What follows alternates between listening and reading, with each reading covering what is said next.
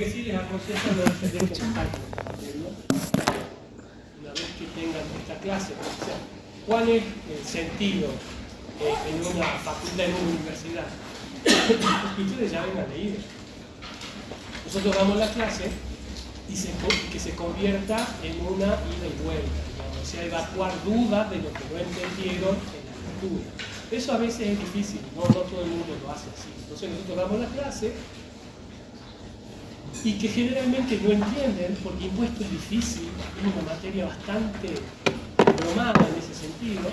Nosotros estamos tratando de ablandar la lectura y de hacerlo más didáctico al tema, pero agarrar una ley de impuesto es muy compleja, es muy complicada, se relacionan impuestos en distintos lugares de la ley y entre leyes, entonces se hace bastante complicado. Lo que nosotros hacemos con este PowerPoint es simplemente mostrarles cómo deben ir estudiando y cómo deben ir relacionando las cosas. ¿Sí? Pero no se dejen estar, porque se dejaron pasar una clase, o sea, la clase que viene, que va a ser el miércoles, vamos a ver otro tema distinto, pero si este tema no lo vieron, les va a resultar doblemente difícil entender la clase que viene. Y si no vieron eso tampoco, la próxima clase, que es el viernes, que va a ser práctica, no van a poder resolver los prácticos, o no lo van a entender, porque lo resuelven en clase acá, pero está bueno que lo entiendan cómo se resuelve. Como les decía, no tenemos unos días determinados para teoría y práctica.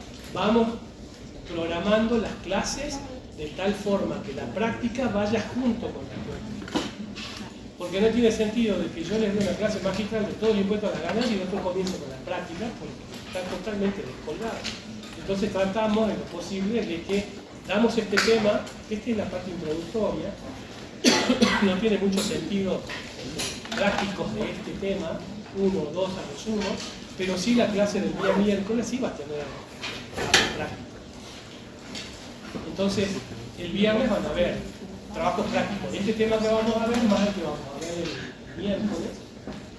Así que les recomiendo que no se dejen estar, sigan a la materia bien de cerca, vayan leyendo, vayan estudiando. A través del aula virtual pueden hacer consultas a los docentes y en la medida que ellos puedan, les van a ir evacuando las dudas. Pero claro, la consulta siempre va a estar dada ante el previo estudio, ¿no? Si no estudian, no van a poder consultar nada. Así que, bueno.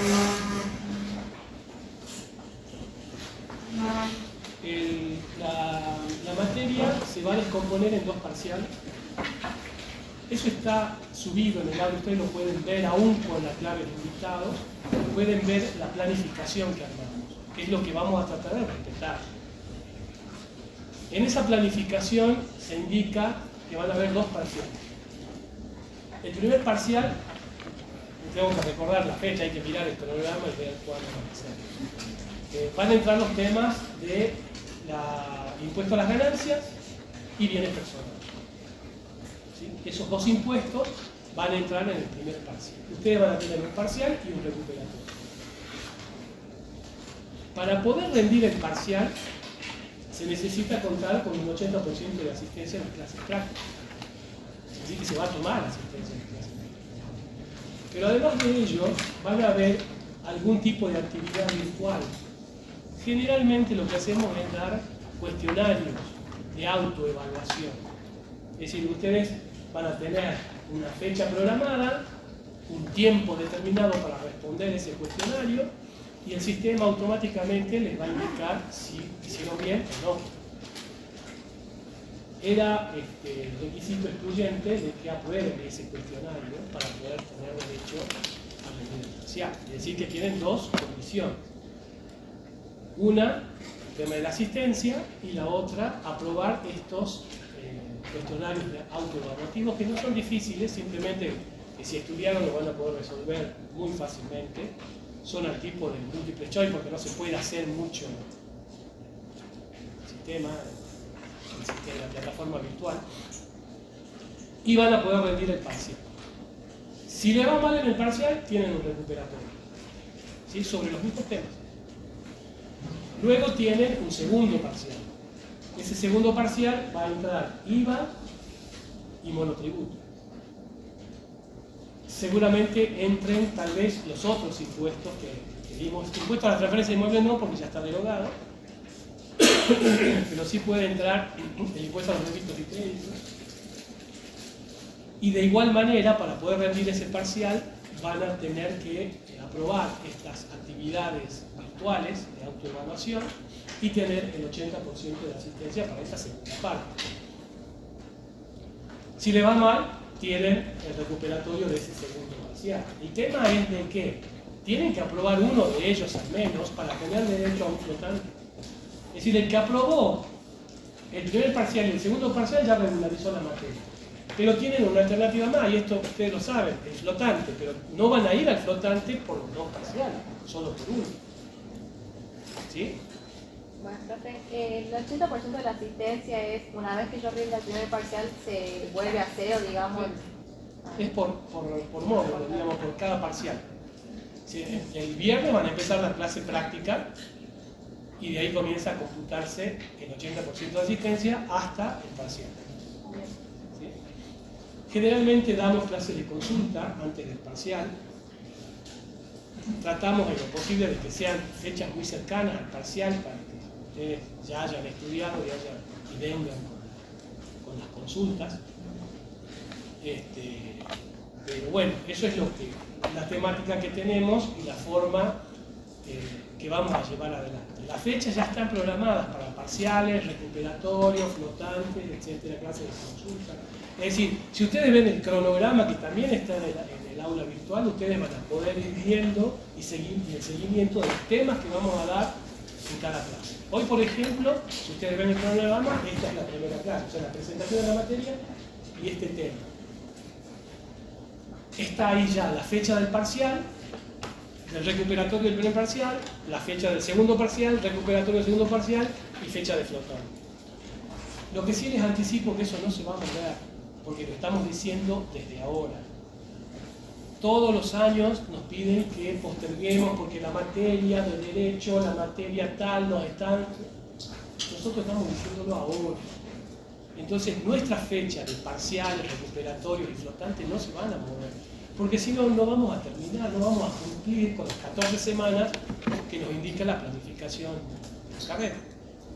Entonces no vamos a cambiar esa fecha, así que vayan viendo, vayan preparándose y como les digo, no se queden con esta materia porque es compleja. Ahora que hay bastantes, levanten la mano los que cursan por primera vez impuestos 2. Estoy hablando del 50%. ¿Sí? Los otros chicos que ya cursaron saben cómo es esto. Pero para los chicos que están comenzando, les voy a presentar de nuevo. Yo soy el contador Daniel Alemán, adjunto de la cátedra, y está además el contador Esteban Rodríguez, jefe de trabajos prácticos, y la contadora Snoppe, que es ayudante. Ellos dos se van a ocupar de la parte práctica y yo de la parte teórica de la materia. Así que bueno, alguien me va a ayudar a ir pasando. Puede ser cliqueando o apretar cualquier tecla, yo te voy diciendo que esto es lo que vamos a ver ahora. Es esto. Vuelve un poquito. Vuelve. Ahí está. Esto es lo que vamos a ver. Primero vamos a hacer una introducción para que entiendan qué es una ley tributaria. Ustedes en Impuestos 1 ya deben haber visto esto. Cómo se compone una ley. ¿Sí? Una ley tributaria. ¿Cómo se compone una ley tributaria? ¿Qué elementos tenía? Claro, tenés que tener leche imponible, por ahí exenciones, sanciones, el periodo por el cual se va a brindar el tributo, el objeto, los sujetos alcanzados. Es decir, primero tiene que determinar cuál es el hecho que va a gravar el impuesto. A eso le llamamos objeto del impuesto. ¿Sí? Después va a mencionar a qué sujetos va a alcanzar, que van a ser aquellos que realicen ese objeto que grava la ley. El hecho imponible o el nacimiento del hecho imponible es la relación entre el objeto y el sujeto. ¿Por qué? Porque eso va a nacer cuando el sujeto realice el hecho. cuando realice ese objeto que está grabado en la ley. La ley es abstracta, dice, está grabado tal cosa. Y los sujetos alcanzados son aquellos sujetos que realizan esa cosa, o ese acto. En el momento en que eso suceda, llamamos nacimiento del hecho imponible. Estamos repasando algunos conceptos de impuestos. Pero además la ley, de definir lo que es el objeto, de lo que es el hecho imponible, de lo que es el sujeto, puede mencionar exenciones. Pero para hablar de exenciones, no es lo mismo exenciones que excepciones. ¿Vamos? Excepción es que no está dentro del ámbito del objeto, no está grabado por un impuesto. Pero exención es algo que previamente está grabado, pero después por una normativa de la misma ley lo saca, le dice, esto no va a pagar. Eso también está en una ley. Puede o no estar. Luego menciona el periodo fiscal de ese impuesto. Es decir, este periodo fiscal va a ser el año, va a ser el mes, ¿cómo va a ser? ¿Sí? Así se va estructurando la ley tributaria. En este caso nosotros vamos a ver la primera parte, lo que es objeto del impuesto, el sujeto, la fuente, y ya vamos a ir viendo a qué considera fuente esta ley, y la residencia, que son conceptos de suma importancia y que deben tener muy en claro para poder determinar si lo que está grabando o lo que está diciendo la ley está o no grabado por el impuesto. Comencemos entonces con la primera diapositiva. Y acá con esto un poquito también repasar lo que ustedes ya deben haber visto en finanzas, ¿no? La administración financiera. ¿Qué es la administración financiera del Estado? Esto no pretende reemplazar lo que ustedes ya vieron, esto es simplemente una síntesis para ir enfocándonos en lo que queremos hacer. El Estado lo que trata de hacer es satisfacer necesidades de orden público. ¿Sí? Pero para poder satisfacer esas necesidades de orden público necesita obtener recursos. ¿Para qué? Para poder brindar servicios que permitan satisfacer esas necesidades públicas. Pero esos recursos que el Estado tiene, ¿de dónde lo va a sacar? Y ahí entramos a tallar este tema, el tema de los recursos tributarios. Pero básicamente el Estado, ¿de dónde puede sacar dinero para poder satisfacer esas necesidades públicas? Puede vender bienes de su propiedad, endeudarse, tanto externo como interno. ¿Qué más? Puede emitir moneda. Ya sabemos lo que pasa cuando emitimos moneda sin control. ¿Sí? O bien echar mano al patrimonio del particular, al patrimonio nuestro. ¿De qué manera? De los tributos. Tributos es un concepto que engloba a los impuestos. Tributo no es solamente impuestos, son tasas y contribuciones. ¿Sí? ¿Qué diferencia hay entre un impuesto y una tasa? El impuesto no se sabe específicamente la asignación en comparación de la tasa. Se sabe el servicio que se va a prestar. En cambio, el impuesto yo pago, pero no sé a dónde va a ir ese dinero. ¿Qué ejemplo podrías dar de tasa? Y el barrido, limpieza. ¿Por qué? Porque el Estado brinda una contraprestación como consecuencia del dinero que está recaudando. En cambio, con impuestos no. No hay una contraprestación cuando hablamos de impuestos, pero sí cuando hablamos de tasas. ¿Sí? Y el tema es verdad, porque de repente nosotros decimos impuesto a las ganancias. ¿Qué es? Ustedes que no, les pregunto a los chicos que están escuchando por primera vez, ¿qué entienden por ganancias? Deberían hacer todos los ingresos que obtengo, el plan neto de todos los ingresos, y eso es ganancia. Eso es la ganancia. Y eso es lo que dice la ley. Son las ganancias. Está grabada la ganancia. ¿Y qué es ganancia? Son los ingresos menos los gastos. Ahora, todos los ingresos, todos los gastos, no todos. Eso lo dice la ley. Entonces tenemos que entrar a ver cada una de esas cosas. Y cuando obtenga la ganancia, dice, bueno, esa ganancia es la que va a estar grabada por el impuesto y le vamos a aplicar una alícuota. Ya vamos a entrar a ver ese tema. Pero tiene que haber una base imponible, que es la cuantificación del objeto, del hecho imponible. Aplicamos la alícuota y obtenemos el impuesto. Ahora, el Estado obtiene el impuesto, obtiene la recaudación de ese impuesto. ¿Y qué hace con eso? Y tiene que satisfacer necesidades de orden público. ¿Qué necesidades, por ejemplo? La seguridad. Seguridad, ¿qué más? La salud, la educación. ¿Sí? Aunque a veces nos parezca de que realmente los impuestos que pagamos no están dirigidos específicamente a esas necesidades, o por lo menos parcialmente, ese es el sentido de la creación de una ley impositiva. ¿Estamos? Entonces, pero además de eso, como son generales las necesidades públicas que hay que satisfacer, sirven los impuestos para una redistribución del ingreso, que se llama, que es cuando queremos echar mano, yo Estado, echar mano al patrimonio de determinados contribuyentes que tienen un alto poder adquisitivo, para que a través de los impuestos lo pueda volcar a gente que no tiene esa capacidad que tienen estos otros. Eso se llama redistribución del ingreso. Entonces yo voy volcando ese dinero a través de los impuestos a determinadas personas, regiones, actividades, etc. ¿Cómo lo puedo hacer también? Eximiendo. Yo digo, la venta que realice la iglesia, o los recursos que obtenga la iglesia, o las ganancias que obtenga la iglesia, no van a estar grabados. Bueno, estoy redistribuyendo porque la iglesia no va a pagar impuestos. Se supone que esa plata que cobre la iglesia la va a volcar a sus fieles, o va a hacer algún tipo de caridad, que el Estado no lo haría. No, pero ese es el sentido cuando hablamos de una actividad financiera del Estado. Trata de obtener recursos para satisfacer necesidades. Y los recursos, una de las formas de obtener recursos es entrando o disminuyendo el patrimonio de los particulares de forma coercitiva, a través de leyes. A través de leyes emitidas ¿por quién? ¿Quién emite las leyes? El Poder Legislativo. A nivel nacional, ¿quiénes serían?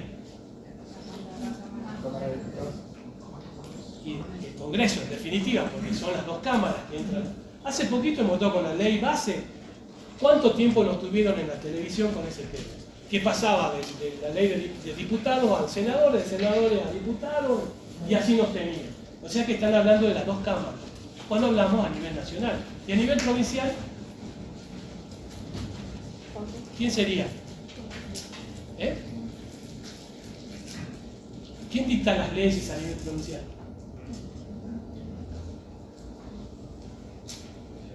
La legislatura. Algunas provincias tienen también dos cámaras, diputados y senadores. Acá en Jujuy tenemos solamente una, que es diputado. Y a nivel municipal, el Consejo Deliberante, que no dicta leyes, sino dicta ordenanzas, ¿sí? Que también pueden ser tributarias.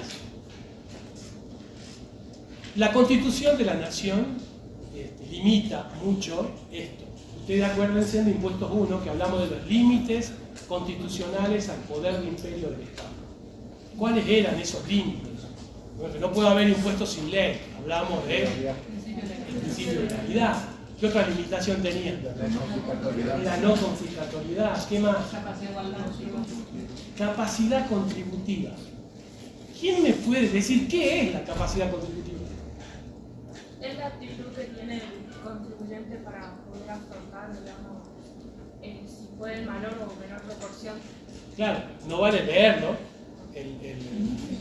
Viene vinculado con cuánto ingreso tiene el contribuyente y en base a eso cuánto puede contribuir al Estado. Exactamente.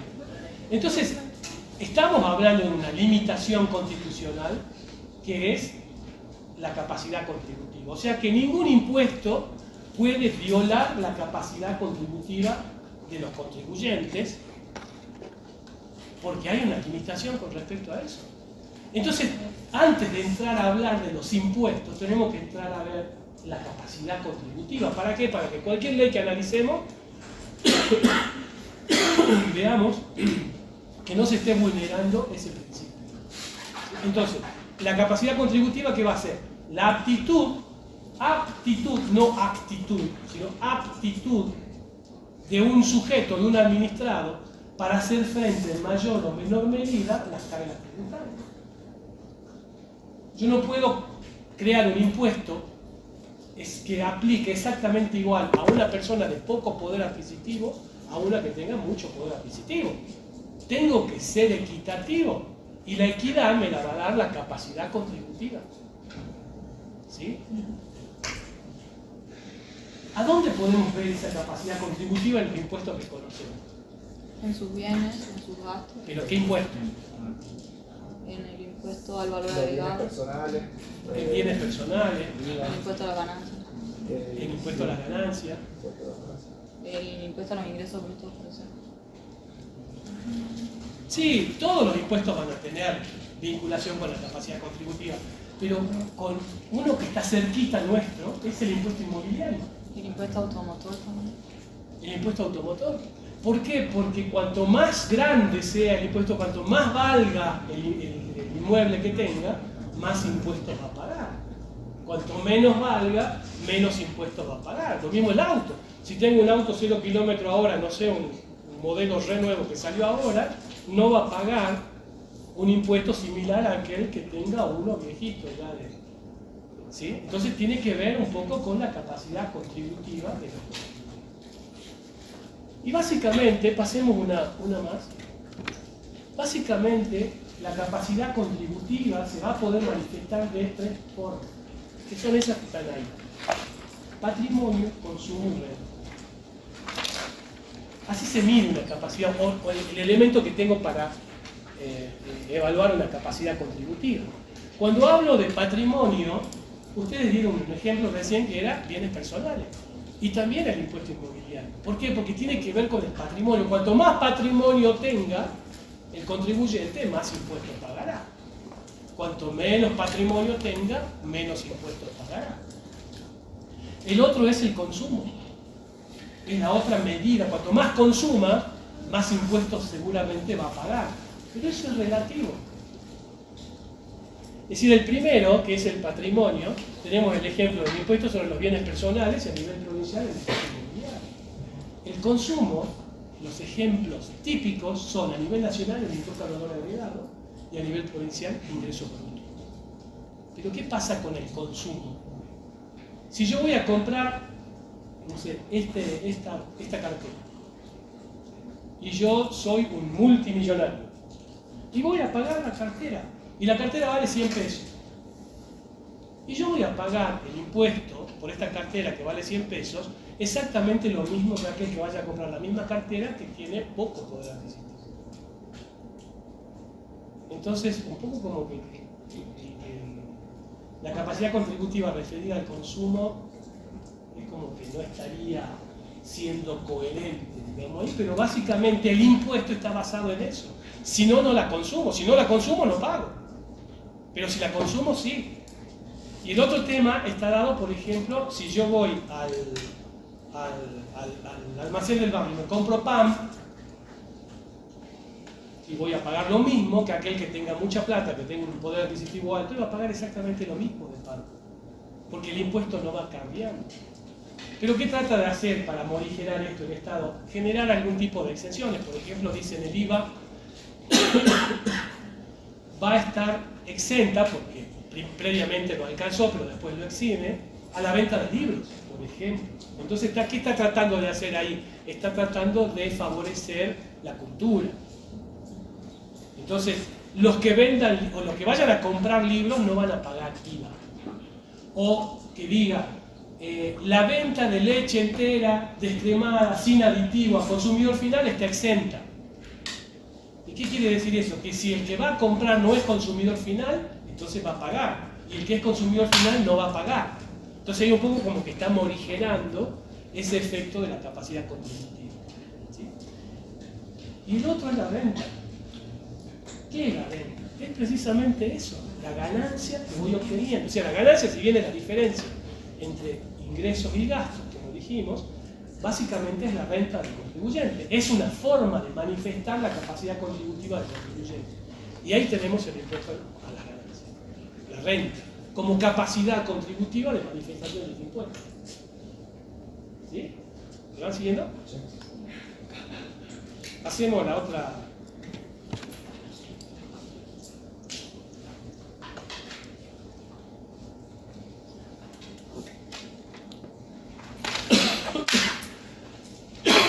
Bueno, eso es la norma que vamos a ver, que está subida en el aula virtual, es la ley 2628. Si bien el texto ordenado es del 2019, esto ya tiene las modificaciones que se produjeron a partir del 8 de julio. La que está en el aula virtual ya las tiene, ¿sí? Y el decreto reglamentario 862 del 2019 también. En el 2019 se hizo un ordenamiento de todas las... Porque pasa que eso es lo malo que tiene en materia tributaria. Se empiezan a hacer modificaciones y entonces uno tiene la ley modificada por un decreto, por otra ley, reglamentada por otro decreto y se arman los después. Entonces llega un momento y dice, no, pará, limpiemos todo esto y hagamos un ordenamiento adecuado.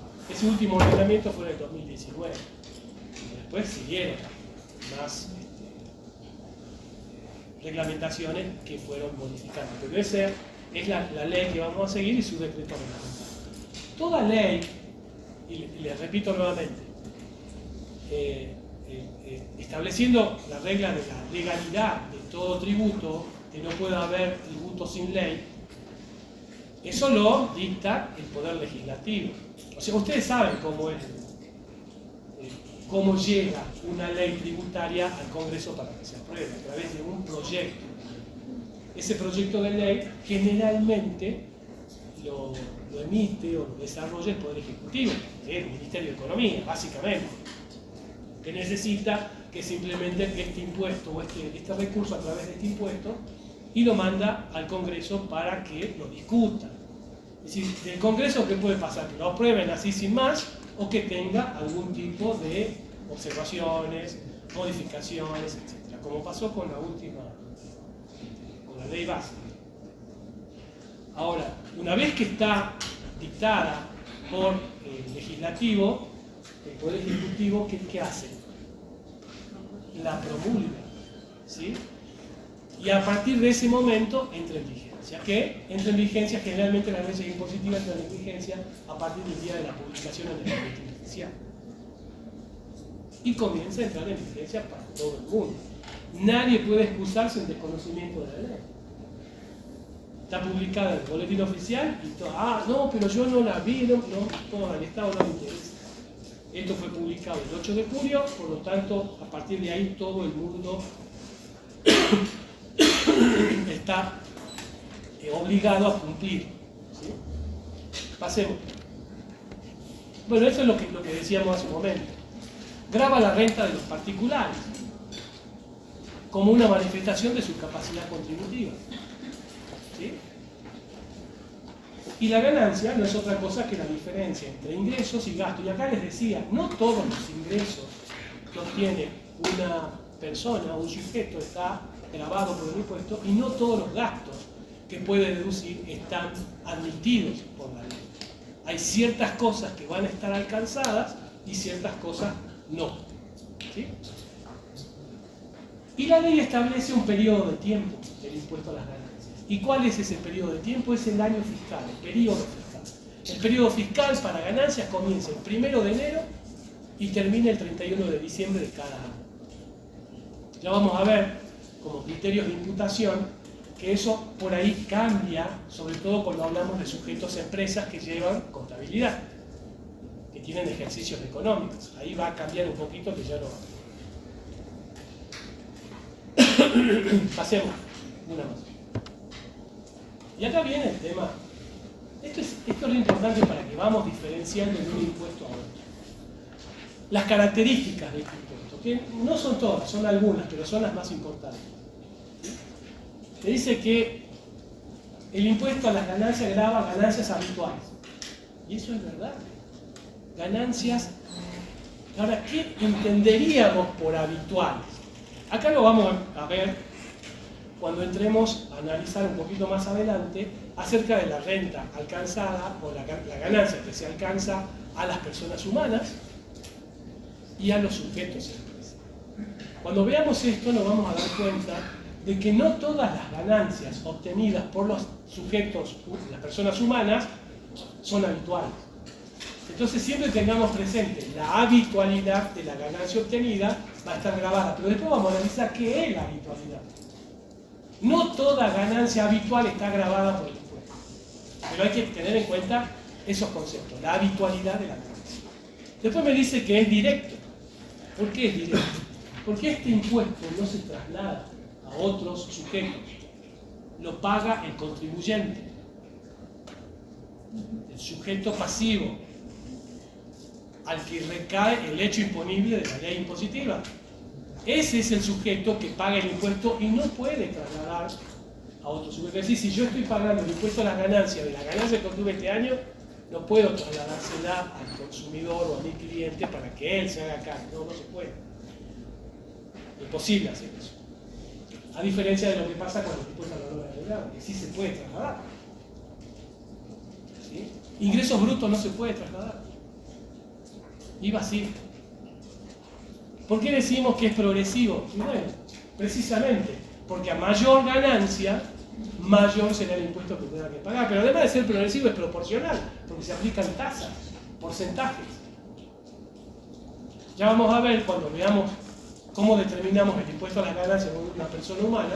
Hay una escala que lo establece el artículo 94 de la ley, que cuanto más ganancia sea, uno tiene que encuadrar la ganancia obtenida en alguna de esos tramos de la escala, y eso me va a dar el monto que tiene que pagar. Acá lo vamos a ver. En cambio, para un sujeto de empresa que lleva registraciones contables, que tienen balances, se aplica un porcentaje determinado a esa ganancia. Entonces no solamente es progresivo, sino también es proporcional. También les decía de que es una herramienta para la redistribución del ingreso. Ya habíamos dado un ejemplo sobre eso. Decimos que es personal en contraposición a lo que es lo real. Este impuesto no es real, es personal. ¿Por qué es personal? Porque este impuesto tiene en cuenta determinadas características, determinados atributos que tiene el sujeto pasivo de esta obligación. Por ejemplo, para determinar la ganancia de una persona humana, aquella persona que tenga cargas de familia va a pagar menos que aquella que no lo tenga. Si es casado, si tiene hijos y si tiene otras cargas de familia. ¿Sí? Entonces hay ciertas características del sujeto que estamos analizando que se van a considerar para la determinación del impuesto. Por eso decimos que es personal. Si fuera real, no se tiene en cuenta nada de eso. El IVA es real. ¿Sí? Y decimos que es anual. Dijimos hace rato, el periodo fiscal de ganancias comienza el 1 de enero y termina el 31 de diciembre. Es anual. ¿Sí? ¿Eso de personal solamente sería para las personas humanas? Nada más, ¿no? Sí, porque esos atributos de los que estamos hablando, de cargas de familia, no la podría utilizar un sujeto de empresa. ¿Sí? Una sociedad, por ejemplo, no podría. Bien. Pasemos una más. Bueno, acá está el resumen de lo que graba el impuesto. O sea, después hay que analizar otras cosas, pero básicamente es eso. ¿Alguien tiene la ley de ganancia? Yo tengo la del año pasado. No importa. Eso es otra cosa. Traigan siempre la ley, la tengan en el celular o lo que fuera, pero ténganla. Si ustedes entran ahora al aula virtual, la van a poder ver a la ley. ¿Por qué? Porque por ahí yo voy a preguntar, ¿por qué no me lees el artículo tal de la ley y lo vamos desmenuzando? Entonces acostúmbrense a traerla a la ley. Si la quieren tener escrita, mucho mejor, porque pueden hacer anotaciones. ¿Sí? Uno. Todas las ganancias obtenidas por personas humanas, jurídicas o demás sujetos indicados en esta ley quedan amenazados por el impuesto de emergencia previsto en esta norma. Ahí. ¿Qué me está queriendo decir ese párrafo del artículo primero? Todas las ganancias obtenidas por quién? Personas humanas, jurídicas o demás sujetos indicados en esta ley. Bien. Los demás sujetos son los que ya vamos a ver. Pero ahí entra lo que es la sucesión indivisible. Ustedes no saben lo que es la atención indígena, ya lo vamos a ver. Entran los fideicomisos, entran los fondos comunes de inversión. Es decir, hay una serie de sujetos que no lo están mencionando en ese párrafo, pero que también van a pagar ganancias. ¿Y luego qué sigue diciendo? Dice, las sucesiones indivisas son contribuyentes conforme a lo establecido en el artículo 36. Los sujetos a que se refieren los párrafos anteriores, residentes en el país, tributan sobre la totalidad de su ganancia obtenida en el país o en el exterior, pudiendo computar como pago a cuenta del impuesto de esta ley la suma efectivamente abonada por el impuesto análogo sobre su actividad en el extranjero, hasta el límite del incremento de la obligación fiscal originado por la incorporación de la ganancia obtenida en el exterior. Bien. ¿Está todo? No se entendió nada. Este cuadrito lo resume. ¿Sí? ¿Qué está queriendo decir? Primero dijimos, las ganancias obtenidas por estas personas, y luego dice, y las sucesiones indivisas, que ya vamos a ver qué son, pero ya me está diciendo, es un sujeto del impuesto, pero hay más. Pero además me agrega ahora el concepto de residencia. Y me dice, estos sujetos residentes del país, ¿quiénes son residentes del país? O sea que se me abre ahí otro tema. ¿Qué debo entender por residencia? Ya lo vamos a ver, pero vamos quedándonos con esto para entender lo que dice el artículo 1. Entonces separa, estos sujetos residentes del país tributarán por las ganancias obtenidas en el país y en el exterior. Yo soy un sujeto residente del país, soy argentino, nativo, naturalizado, lo que fuere, soy residente en el país y obtengo ganancias en el exterior, esas ganancias están grabadas. Yo obtengo ganancias en el país, dentro del país, y esa ganancia está grabada. Ahora me aclaran, me dice, ahora, si vos sos residente del país y obtenés una ganancia en el exterior, es probable que en el exterior te hagan pagar un impuesto análogo al impuesto a la ganancia. Si eso sucede, o sea, estoy tratando de explicar lo que dice la artículo. Si eso sucede, podés computar como pago a cuenta del impuesto que determines acá, el impuesto que pagaste en el exterior, pero con un límite. Y tiene un límite. ¿Y qué es ese que dice ahí? Computa como pago a cuenta lo pagado en el exterior hasta el incremento de la obligación fiscal de incorporar aquella ganancia de fuente extranjera. Si Dios quiere lo vamos a ver en un ejemplo. Pero básicamente lo que está diciendo la ley es, si vos sos residente en el país y obtenés ganancias en el exterior, esas ganancias están grabadas. Y si obtenés ganancias en el país, esas ganancias están grabadas. Nos quedemos hasta ahí. Después dice, si no sos residente en el país, no sé si leíste esa parte. Abajo dice, los no residentes tributan exclusivamente sobre sus ganancias de fuente argentina, conforme lo previsto en el título quinto y normas complementarias de esta ley. Entonces, claro, me dice, si vos no sos residente del país y obtenés ganancias en el exterior, eso no me importa, no está verdad. La ley del impuesto no lo alcanza. Pagarás el impuesto allá donde obtuviste esa ganancia. Pero si obtuviste ganancias de fuente argentina, es decir, en la Argentina, entonces sí, está grabado por el impuesto a las ganancias acá en el país. ¿Sí? Entonces, este cuadro resume eso. ¿Cómo hace? Separa a los sujetos en residentes en el país y no residentes del país. Los residentes del país las ganancias que obtengan en el país están grabadas y las que obtengan en el exterior también están grabadas. Pero por esas que están en el exterior, si tuvo que pagar un impuesto análogo, el impuesto a las ganancias en el exterior, puede computar como pago a cuenta lo pagado en el exterior acá en el país. Pero ¿qué va a pasar? No puede computar la totalidad, no puede computar el 100% porque eso tiene un límite. ¿Y cuál es el límite? El límite del incremento de la obligación fiscal de la incorporación de esa ganancia de fuente extranjera, el cálculo. Supongamos que la ganancia, a ver si lo podemos hacer con números.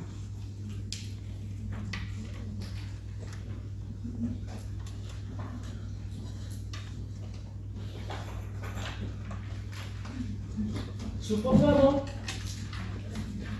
que tiene ganancias de fuente argentina, qué sé yo, no sé, supongamos 1.000 pesos, la ganancia. Y tiene ganancias de fuente extranjera, supongamos 500 pesos. ¿Sí? Resulta que si yo determino, este sujeto es residente,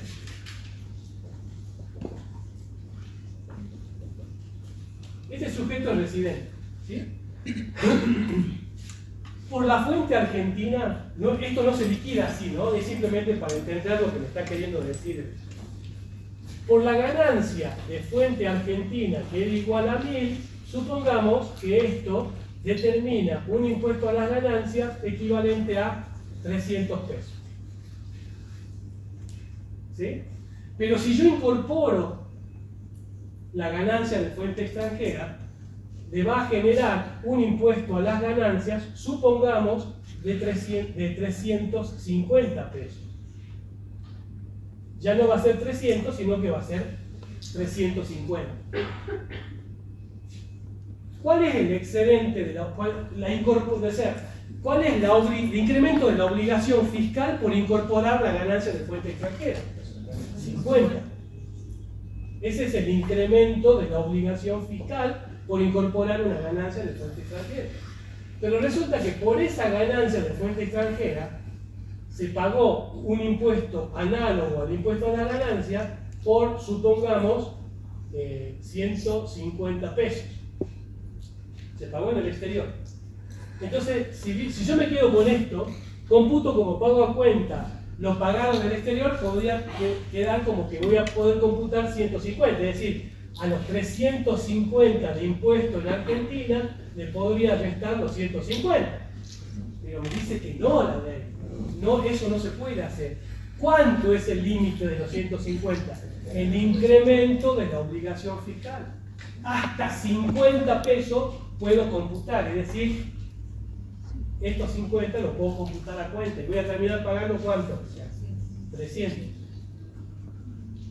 Eso quiere decir esa parte que leyó él, que es esta parte. No computa la totalidad del impuesto pagado en el exterior a cuenta en el impuesto a la ganancia en Argentina, sino que tiene un límite. Y ese límite es el incremento de la obligación fiscal de incorporar la ganancia de fuente extranjera en mi determinación impositiva, porque yo soy residente y las ganancias que obtengo en el país y en el exterior están grabadas. Pero si soy un no residente, solamente pago por las ganancias obtenidas de fuente argentina, porque las que están en el exterior no están alcanzadas. ¿Me entendiendo?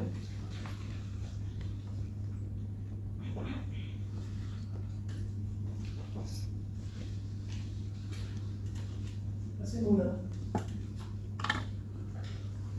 Bueno, acá que es lo que estamos hablando. A todos los impuestos en realidad, no solamente ganancias, lo vamos a analizar desde tres aspectos. El aspecto subjetivo, espacial y temporal. ¿Sí? ¿Cuál será el aspecto subjetivo? Y los sujetos. ¿Qué sujetos están alcanzados por estos impuestos? El espacial va a ser el lugar en donde se lleve adelante la ganancia para que esté alcanzada. Y el temporal es el tiempo, digamos el año. ¿Sí? ¿Cuáles van a ser los sujetos? Y son los que van a estar enunciados en esos artículos de la ley. El 1, 35, 36, 27, 53, 76, 109. Esos son los sujetos. Ahí vamos a hablar de varios sujetos. De personas humanas, de sujetos de empresas, de sujetos de sociedades reguladas por la Ley General de Sociedades, los fideicomisos, los fondos comunes de inversión, etc. El lugar donde se configure el hecho imponible va a ser siempre en la Argentina, de acuerdo a la fuente argentina. Ahora, en el exterior, ¿qué va a pasar? Cuando analicemos ahora fuente, que estamos entrando en ese tema, la ley dice: se considera ganancia de fuente argentina aquellas ganancias provenientes de bienes situados, colocados o utilizados económicamente en el país. Así que si yo tengo ganancias por un bien de mi propiedad que esté ubicado en Argentina, esa fuente es de Argentina. Pero si yo estoy obteniendo una ganancia de un inmueble, de un bien que está situado en el exterior, va a ser de fuente extranjera. Eso me está queriendo decir. Pero no solamente habla sobre la ubicación del bien, sino también habla sobre actos u hechos desarrollados dentro del país. Una de las ganancias que está grabada por el impuesto es la renta de alquileres. Nosotros hablamos ahí de rentas de primera categoría. La renta del suelo está grabada. Yo tengo un inmueble de mi propiedad y lo alquilo. Yo soy el locador y te lo alquilo a vos sos el locatario. La contraprestación que vos me pagués por usar mi inmueble que yo te lo estoy alquilando, para mí, lo que vos me pagás es una renta de la primera categoría. Renta del suelo. ¿Sí? Si ese inmueble está ubicado en Argentina, esa renta es de fuente argentina. Si ese inmueble está ubicado en el exterior, es de fuente extranjera. Pero como yo soy residente argentino, esa renta va a estar grabada, porque es de fuente extranjera. Es lo que dijimos hace rato. Si yo soy un no residente, ¿sí?, y tengo un inmueble en la Argentina y te lo alquilo, esa renta es de fuente argentina y está grabada aun cuando yo sea no residente. Pero si ese inmueble está fuera del país, está en otro lugar, ya no va a estar grabado. ¿Por qué? Porque yo no soy residente y ese inmueble está ubicado en el exterior. Supongamos que dos sujetos, un chino y un coreano, se juntan en las Filipinas y hacen un negocio garantizando la ganancia de ese negocio con un bien situado en la Argentina. Esa ganancia está grabada, es de fuente argentina. ¿Sí? Porque el bien está situado o colocado económicamente en el país. Porque así dice la ley. No solamente los que están ubicados físicamente, sino los que están utilizados económicamente en el país también. ¿Sí? No lo están utilizando a esa propiedad, esos dos, el japonés, el chino y el coreano. No lo están utilizando, pero lo están usando económicamente como garantía del negocio. Y ese bien está en la Argentina. Por lo tanto, es de fuente argentina esa ganancia. Otra cosa será si el coreano y el japonés pagarán los impuestos, pero eso es de fuente argentina. ¿Sí? Eso lo vamos a ver en los artículos 1 y 5 de la ley. Y el tema del aspecto temporal, que es el período fiscal que tiene el impuesto a las ganancias, lo vamos a ver en el artículo 1, que ya lo habíamos leído, y en el 24, que habla sobre esto, ¿no? El periodo fiscal y los criterios de limitación. Pasemos una más.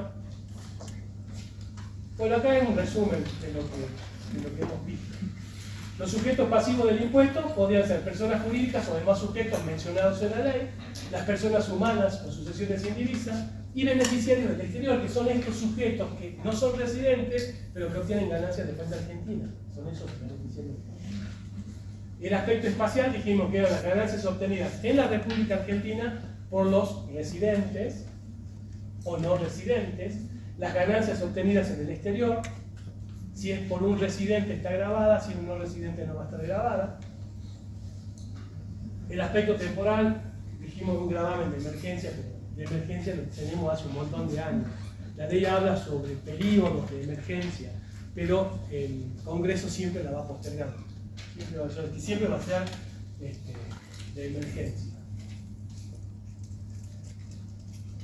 El periodo fiscal, el año calendario o el ejercicio económico, acá yo les decía, ya lo vamos a entrar a ver, pero cuando hablamos de una persona humana y que es sujeto del impuesto, el periodo fiscal comienza el 1 de enero y termina el 31 de diciembre. Pero cuando hablamos de un sujeto de empresa que lleva registraciones contables, una sociedad, una SRL, una SA, que lleva registraciones contables que le permiten confeccionar balances, tiene un ejercicio económico. El tema es que si ese ejercicio económico coincide con el año calendario, no hay problema. El periodo fiscal de ganancias va a ser coincidente con el ejercicio económico. Pero ¿qué pasa cuando ese ejercicio económico no es coincidente con el año calendario? Supongamos que comienza el 1 de julio de un año y termina el 30 de junio del año siguiente. ¿cuál será el periodo fiscal de ese sujeto? La ley me da la solución.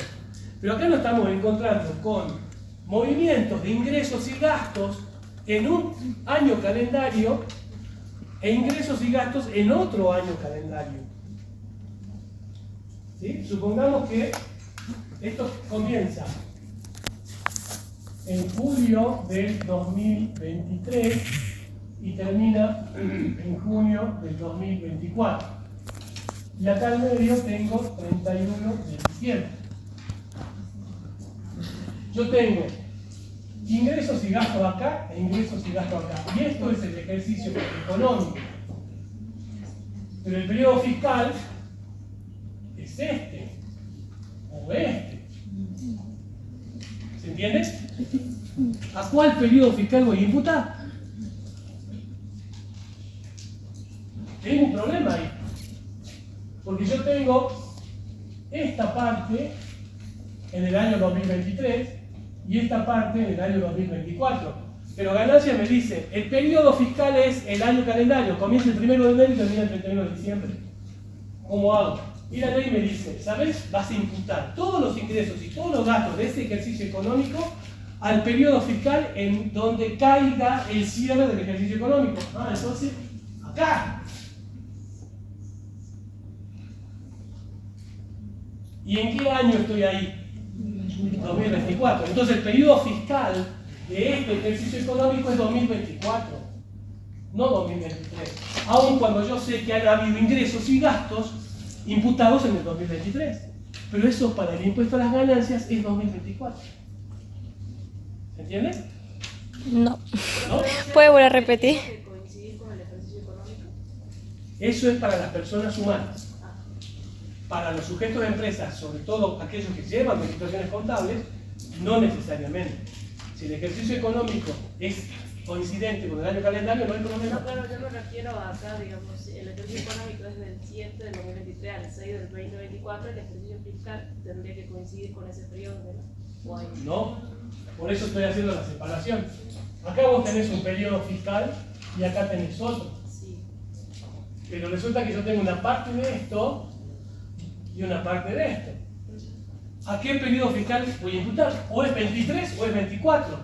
Tengo que decidir. Y la ley me dice, al momento, al periodo fiscal en el cual caiga el ejercicio, el cierre del ejercicio económico. Eso me dice la ley. ¿Ahora sí? Sí. Eso sería, profe, lo temporal. Sí. O sea, de los tres, simplemente el periodo fiscal, pero si hablamos de persona humana, Siempre va a ser el año calendario. ajá, y si hablamos de persona jurídica, también lo que Depende. acabo de explicar. Depende. Claro. Si lleva registraciones contables, porque puede ser un sujeto de empresa que no lleva registraciones contables. En ese caso, el año fiscal es el año calendario. Bueno, acá habla sobre métodos de imputación. Esto está en el 24. ¿Qué método de imputación conocemos? Devengado, percibido. Ustedes saben lo que es esto de devengado y percibido y la diferencia que hay entre uno y otro. Pero la ley del impuesto agrega uno más, que es el devengado exigible. Ese es otro criterio de imputación que tiene la ley del impuesto a las ganancias. ¿Y en qué consiste el devengado exigible? Dice que ese devengado exigible solamente podrían utilizarse para aquellos sujetos que obtengan ganancias de la tercera categoría. ¿Cuál es la tercera categoría? Ganancias se divide en 4 categorías. La primera ya la dijimos, que es la renta del suelo. La segunda es la renta de capitales. Es las inversiones que yo tengo, los intereses, los rendimientos que tengan por la colocación de capitales, plazos fijos, intereses, etcétera, etcétera. Venta de títulos, los rendimientos de acciones, etc. La tercera categoría es renta de las empresas, de sujetos empresas. Y la cuarta categoría es la renta de trabajo personal, ya sea ejecutado en relación de dependencia o no. Entonces, cuando hablamos de criterios de imputación o métodos de imputación, nosotros conocemos el devengado y el percibido. Pero la ley de impuesto a las ganancias habla de un criterio mixto, si quieren llamarlo, que es el devengado exigible, y que solamente puede utilizarse a aquellos sujetos que obtengan ganancias de la tercera categoría, es decir, sujetos de empresa, y que solamente podría utilizarse cuando venden mercaderías, y esa venta de mercaderías sea a plazo, y ese plazo sea mayor a 10 meses. Cuando esa venta se financia, esa venta a un plazo mayor a 10 meses, estamos hablando de una venta de mercadería, la ley del impuesto a las ganancias me permite hacer uso de este método, devengado exigible. ¿Qué quiere decir eso? Que puedo imputar como ganancia gravada la cuota, digamos, que haya sido percibida en el periodo fiscal que pretendo computar. Supongamos que yo la venta la realicé en octubre. Yo soy una persona humana, no un sujeto de empresa, soy una persona humana que tiene una empresa unipersonal y que se dedica a la venta de zapatos. Y yo vendí un lote de zapatos en el mes de octubre en forma financiada, a un plazo mayor a 10 meses. ¿Sí? Entonces, digo, bueno, pero yo, como es una renta de la tercera categoría, y la ley me dice, bueno, pero para la tercera categoría el criterio de imputación que tenés que utilizar es el devengado o el devengado exigible. Porque me dice, para la primera tenés que aplicar el criterio de los devengados. Ya esto la ley lo dice así. La primera, criterio de lo devengado. La segunda, criterio de lo percibido. La tercera, devengado o devengado exigible. Y la cuarta, percibido. Si ustedes hacen con los nudillos se van a dar cuenta. Devengado, percibido, devengado, percibido. Pero en la tercera categoría además se agrega este otro nuevo criterio que es el devengado exigible. Entonces yo tenía una venta a 10 meses, vendí en octubre. Si aplico el criterio de lo devengado, que es aplicable a la tercera categoría, tendría que declarar toda la venta como un ingreso gravado, cuando en realidad solamente cobré ¿cuántas cuotas? Cobré octubre, noviembre, diciembre, 3, no sé, de 12. No es justo de que aplique el criterio de lo devengado en esta operación por la totalidad de la venta si he cobrado solamente 3 cuotas de 12. Entonces me dice, bueno, podés obviar esa parte y declarar solamente aquello que es exigible al cierre. ¿Y cuántas cuotas son exigibles al cierre? Octubre, noviembre y diciembre. Declaro eso como renta gravada y no los 12 meses. ¿Se entiende esto? Sí. ¿Seguro todos entendieron? Después en la práctica lo van a ver mejor con casos prácticos, pero en definitiva es eso. Si bien la tercera categoría debe aplicar el criterio de lo devengado, la ley admite que pueda aplicar el método de lo devengado exigible, que se da para determinadas situaciones. Tiene que ser venta de mercadería y a plazos mayores de 10 meses, en donde yo voy a poder imputar como ganancia o como renta gravada lo devengado y exigible al cierre del ejercicio económico. Por lo tanto, no voy a declarar como renta gravada los otros 9 cuotas que me restan. Eso las declararé cuando se hagan exigibles, que va a ser el próximo año. Profe, disculpe, y ahí si yo sigo el criterio de lo devengado, imputo las 12 en solo ejercicio, al próximo ya no lo tengo. No.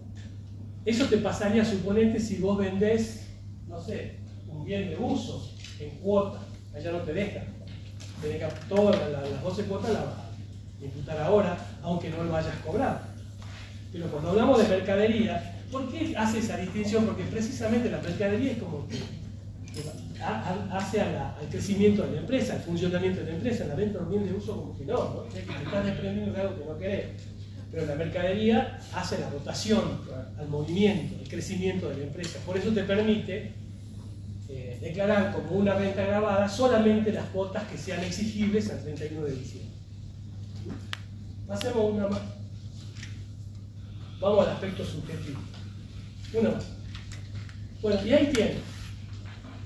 Están en esos artículos que les mencionaba, y que no es otra cosa que la definición del sujeto empresa, el sujeto pasivo de la obligación tributaria, que tiene que ver con personas humanas.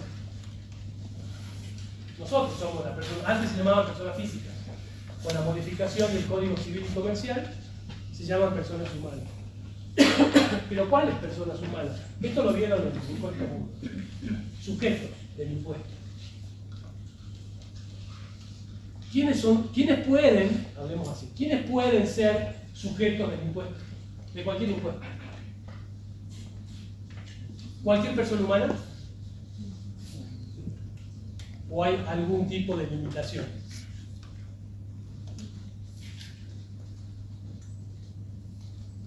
El Código Civil habla de las personas menores de edad, mayores de edad y las personas por nacer. Esas son personas humanas. ¿Estamos de acuerdo o no? ¿O hay alguna otra distinción que el Código admita? Me parece que no. ¿Lo incapaces? Bueno, puede haber una limitación ahí. Entonces, para el derecho común, o sea, para el Código Civil y Comercial, las personas pueden ser capaces o incapaces. ¿Y cuáles son las capaces? ¿Cómo las definía? Esto ya es derecho, ¿no? ¿Cómo las definía? Aquellas personas... Los que tienen la aptitud para ejercer y para ejercer Claro, derechos. para contraer derechos Y obligaciones. y y obligaciones.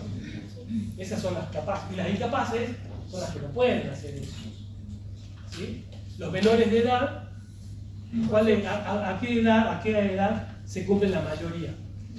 A los 18 años. Así que vos tenés de 18 para abajo, Con capaces, representante de la edad. y los 18 para arriba, capaces. Pero impuesto es autónomo, según algunos autores. Algunos autores no consideran que las leyes tributarias sean autónomas. Pero en este caso se puede observar eso, de que para el impuesto, para las leyes tributarias, cualquier sujeto puede ser sujeto del impuesto, capaz o incapaz en el derecho común. Es decir, que un menor de edad puede ser sujeto del impuesto. Sí. A los menores de edad también se le podía, porque en derecho vimos lo del título profesional habilitante, en donde si ellos con su título ejercían actividad, podían pagar impuestos, podían tener juicio y todo eso. Se los tomaba solamente con la profesión que estaban ejerciendo nada. Perfecto. Y es menor de 18 Y es años. menor de 18 años. Está muy bien eso. Pero para la ley, para el derecho tributario, cualquier persona capaz o incapaz del derecho común es sujeto del impuesto. ¿Esto qué quiere decir? Que un menor de edad puede ser sujeto del impuesto. Un condenado puede ser sujeto del impuesto. Un sordomudo que no sepa darse a entender por escrito, que no sepa leer ni darse a entender por escrito, también puede ser sujeto del impuesto. ¿Sí?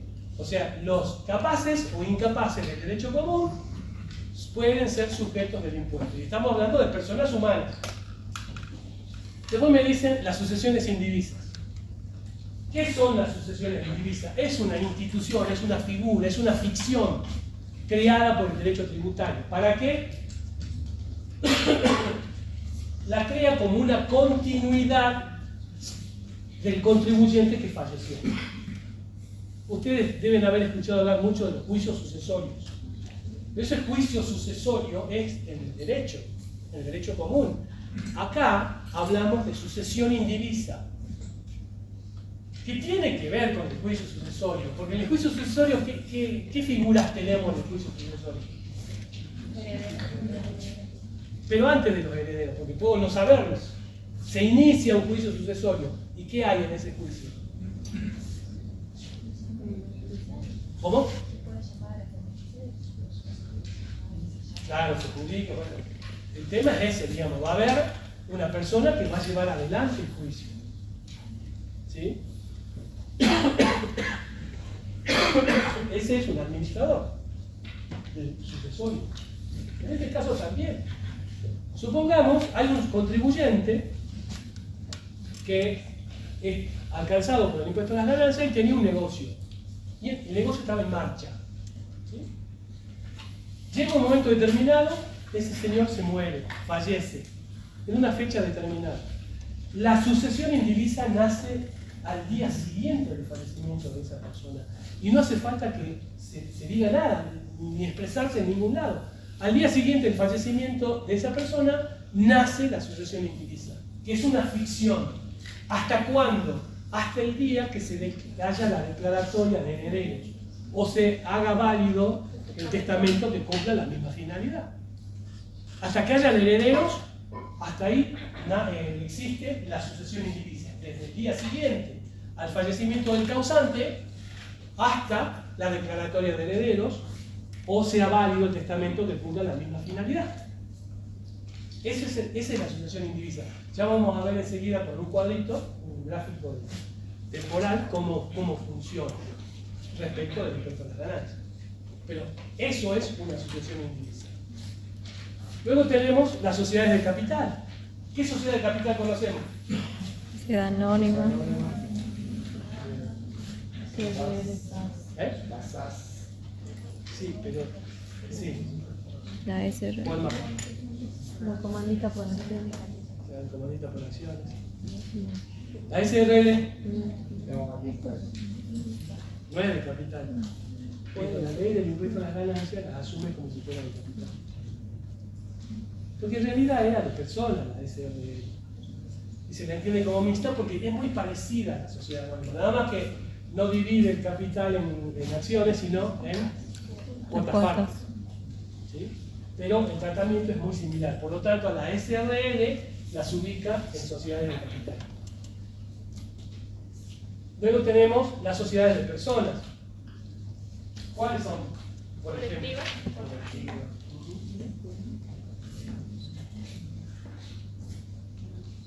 ¿Qué diferencia hay entre una sociedad de persona o colectiva y una sociedad de capital? La responsabilidad de los socios. ¿Cómo? Las responsabilidades. La responsabilidad de los socios. ¿Cómo sería en una sociedad de capital? La Limitada. responsabilidad. ¿Limitada a qué? A la participación. ¿Y en una sociedad de personas? No, o sea. Es ilimitada, digamos.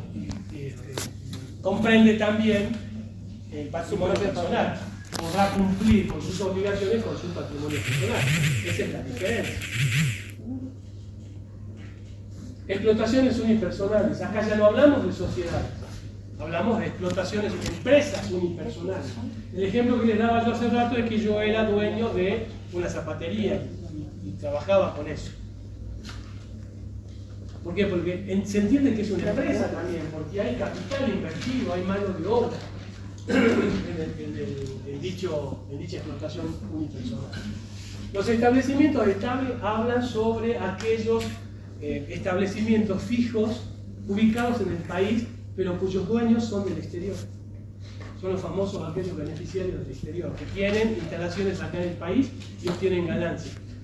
¿Estás levantando la mano o te estás cubriendo el sol? Entonces, estos sujetos del país, del exterior, que obtienen ganancias en el país, pueden tener sucursales acá, en la Argentina. Esas sucursales los llamamos establecimientos estables. La sociedad conyugal. ¿Qué es la sociedad conyugal? El matrimonio. ¿Sí? ¿Qué pasaba antes con la sociedad conyugal? No podían constituir cualquier tipo de sociedad, la sociedad conyugal. Solamente podían constituir sociedades de capital. Antes de la reforma de la unificación del Código Civil y Comercial, la sociedad conyugal no podía constituirse como sociedad, por ejemplo, una SRL, una sociedad colectiva, precisamente para la protección del patrimonio de la sociedad conyugal. Pero a partir de la reforma sí pueden constituir cualquier tipo de sociedad. Pero ¿qué pasa? Como consecuencia de la reforma que hubo del Código Civil, la unificación del Código Civil y Comercial, nació una nueva reglamentación sobre la sociedad conyugal, en donde se admite el matrimonio entre personas del mismo sexo. Entonces cambia eso y tiene implicancias en el impuesto, en toda la materia tributaria. Porque antes, cuando hablábamos de ganancias, a ver, yo podría... ¿Cuándo nace la sociedad conyugal? Cuando se casan dos personas. Y pueden haber bienes que esas personas hayan traído a la sociedad, esos serían bienes propios, o pueden ser bienes que se hayan generado desde la constitución de la sociedad conyugal, y eso se llaman bienes gananciales. Antes de la unificación esta que les hago mención, la ley decía de que quienes debían pagar las ganancias obtenidas por los bienes gananciales. Y decía el varón, el hombre, tenía que pagar las ganancias. Salvo que la mujer los haya obtenido con el esfuerzo de su profesión, trabajo u oficio, o haya sido un bien propio de ella. Pero le daba en cabeza del marido, lo asignaba como sujeto de las ganancias obtenidas por los bienes gananciales. Pero a partir de la unificación del Código Civil y Comercial, lo que hace es, bueno, allá está separado, porque pueden ser personas del mismo sexo, entonces cada uno va a pagar lo suyo. Los bienes propios pagarán como era antes, pero por los bienes gananciales van a pagar las ganancias obtenidas por el cónyuge, digamos, que haya participado en la obtención de esa ganancia, en la proporción que le corresponda. Si no podemos determinar la proporción, lo pagarán en partes iguales. Es decir, que todas las ganancias obtenidas por la sociedad conyugal lo van a pagar los cónyuges, no importa si es varón o mujer, pero en proporción a la participación en la obtención de esas ganancias. Las ganancias obtenidas por bienes propios lo paga cada uno, pero nos estamos refiriendo a las ganancias obtenidas por bienes gananciales. Ahí van a pagar o van a ser imputadas al cónyuge de acuerdo a su participación en la obtención de esa ganancia.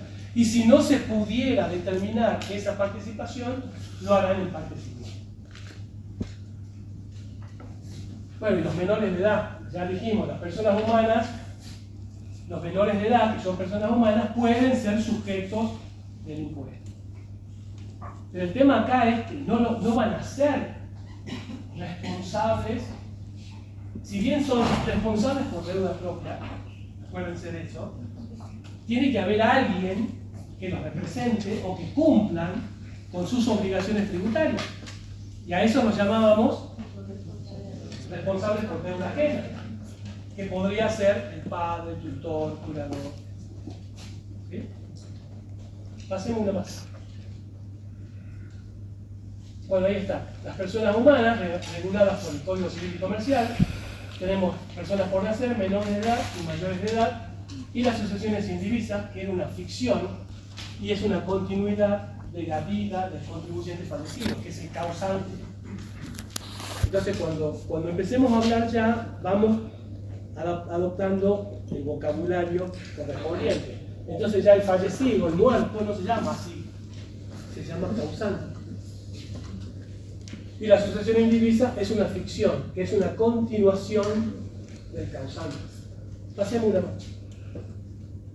Bien, acá está el diagramita que les digo de la sucesión indivisa. Ustedes tienen, fíjense, el periodo fiscal 2019, o sea, el 31 de diciembre de cada año me determina el final del periodo fiscal. 31 de diciembre del 2021, 31 de diciembre del 2022. El momento en que fallece el causante es el 15 de junio del 2020. Lo ubicamos acá. ¿Sí? Ahí comienza la sucesión indivisa. Y dijimos que la sucesión indivisa existe hasta la declaratoria de herederos o se valide el testamento que cumpla esa misma finalidad, declarar los herederos. Y eso sucede el 18 de abril del 2001. Es decir, que hasta ahí es la sucesión indivisa, es esta ficción, la crea el derecho tributario. Esto no existe en el derecho común. ¿Por qué hace eso? Y bueno, porque estamos hablando de una empresa en marcha, una empresa o una actividad en marcha, en donde el periodo fiscal es anual para el impuesto a las ganancias. Entonces yo voy a tener el periodo fiscal 2019, 2020, 2021 y 2022 y adelante. Entonces, el fisco lo que quiere es que se pague el impuesto o que se haga cargo a alguien del impuesto del causante mientras dure la sucesión indivisa. ¿Por qué? Porque cuando se haga la declaratoria de herederos ya está. Los herederos se harán cargo de las ganancias obtenidas por ese negocio. Supongamos que sea un negocio. Entonces, resulta que él fallece el 15 de junio y acá tenemos el cierre del ejercicio, o sea, acá termina el periodo fiscal 2020 Es decir, que tenemos el periodo fiscal 2020 acá, 2021 acá y 2022 acá. ¿Sí?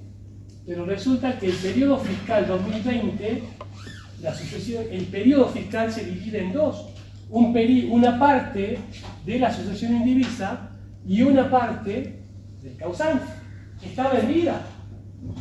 Pero como la ganancia es año vencido, es decir, que la declaración jurada del periodo fiscal 2020 va a vencer más o menos en mayo del 2021.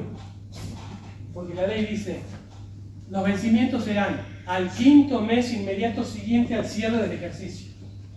Si estamos hablando de una persona humana cuyo periodo fiscal es el año calendario, cierra el 31 de diciembre de cada año. Y si cuento los 5 meses posteriores, en mayo se estaría venciendo la declaración jurada de este sujeto. O sea que se estaría venciendo por acá. ¿Sí? Pero resulta que el 2020 está partido en dos. Una parte, ganancias del periodo imputables al causante en vida, y una parte de ganancias del causante, pero imputada a la sucesión indivisa, que es una continuidad, una continuación de continuidad. Entonces, ¿cómo se debe hacer ahí? La ley dice de que por este periodo las ganancias tienen que ser imputadas al causante, aunque ya no esté. Alguien tiene que cumplir con la obligación de presentar la declaración jurada y tributar el impuesto correspondiente, en cabeza del causante. Las ganancias obtenidas acá. ¿Y qué pasa con las ganancias obtenidas acá? Que es la parte de la sucesión indivisa. Bueno, ya no van a ser imputadas al causante, tienen que ser imputadas a la sucesión indivisa. Pero ¿cómo hago? Y bueno, el que va a ser administrador de esta sucesión tiene que darse de alta en la AFIP como administrador de esa sucesión. El causante hasta acá venía con un número de quit, con una identificación tributaria. Eso no va a cambiar, eso va a seguir. Pero ahora ya no se va a llamar Daniel Alemán, se va a llamar sucesión de Daniel Alemán, con el mismo número de quit. Pero va a haber un responsable por deuda ajena, que es el administrador de la sucesión. Y él es el que tiene que cumplir con las obligaciones impositivas, tanto del causante como de la sucesión indivisa. Entonces, ese administrador, ¿qué va a hacer en el mes de mayo del 2021? Va a tener que presentar dos declaraciones juradas. Una por el causante, por las ganancias obtenidas en este periodo. Y otra obtenida por la sucesión indivisa por este periodo. Son dos declaraciones juradas las que tiene que presentar. ¿Vamos? ¿Me van siguiendo? Comienza el periodo fiscal 2021 y todavía tenemos una parte de la sucesión indivisa que existe hasta el 18 de abril, donde se produce la declaratoria de heredero. Y acá nos encontramos igual con un problema similar al del año pasado, porque las ganancias obtenidas en este periodo tienen que ser declaradas en cabeza de la sucesión indivisa, porque hasta ahí existe. Pero ¿y las ganancias obtenidas por este segundo semestre, o por esta segunda parte? También debe haber habido ganancias. Porque el hecho de que se hayan declarado herederos no quiere decir de que la actividad se haya desaparecido. Pudo haber continuado. Porque de última, si no querían los herederos nada, acá hubieran dado de baja, denunciado el fallecimiento y darse de baja completamente y pagar lo que haya que pagar y chao. Impositivamente es válido.